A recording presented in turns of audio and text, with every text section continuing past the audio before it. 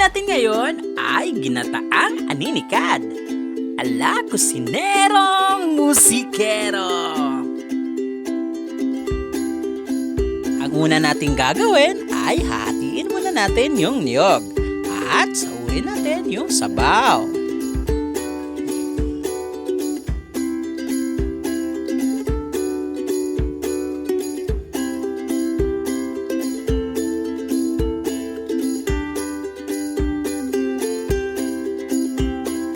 So, umpisahan na natin magkayod ng niyog gamit ang pangkayod. Pangkayod the traditional way. Habang nagkakayod tayo ng niyog, may shoutout na akong mga kaibigan. Shoutout sa aking kaibigan na si Tomodreds Outdoor at sa kaibigan kong si Fert Jaril. Kaya guys, huwag niyo kalimutan i-like, i-share, and i-subscribe ang kanilang mga channel. Marami pong salamat!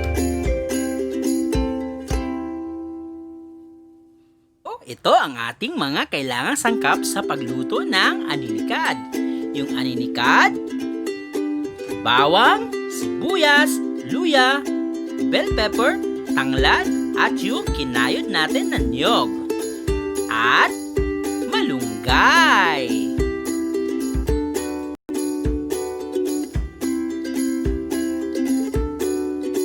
Gagawin natin sa ating niyog na kinayod, lagyan lang natin ito ng kaunting tubig at pigain itong mabuti.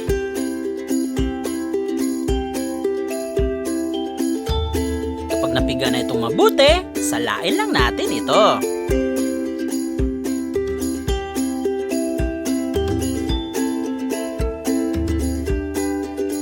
At paghihiwa-hiwalayin natin ang ating malunggay. Nakahanda na lahat ang ating mga kailangan sa pagluto ng ating aninikad o ginataang aninikad.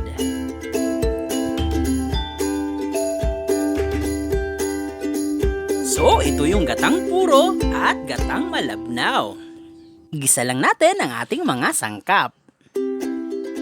Iuna natin yung luya, isunod ang bawang, sibuyas, at yung bell pepper. Ihalo lang itong mabuti at ilagay na ang aninikad. Pagkatapos, ilagay yung malabnaw na gata. At timplahan ito ng asin at takpan. At kapag kumulo na ito, tatanggalan lang natin ito ng mga bula.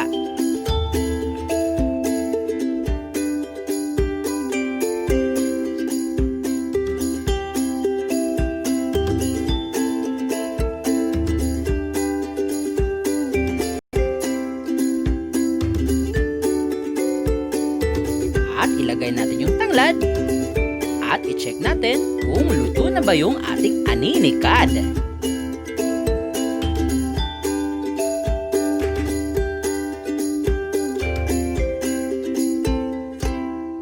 Pakuluan lang natin ang ating aninikad for at least 5 to 10 minutes. At ilagay na natin ang ating purong gata.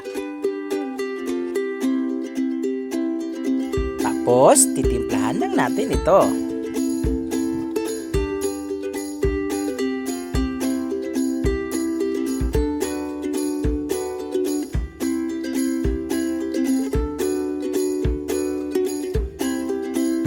At hintayin natin itong kumulo. Kasi pag kumulo na ito, ilagay na natin ang malunggay. At pagkatapos ilagay ang malunggay, pwede na itong ihain.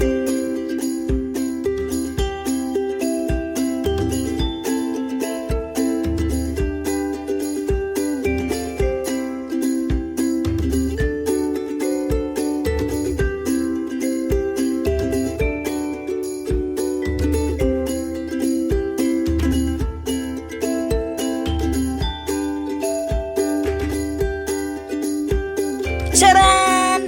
Ito na ang ating ginataang aninikad. Lutong kusinerong musikero. Happy eating!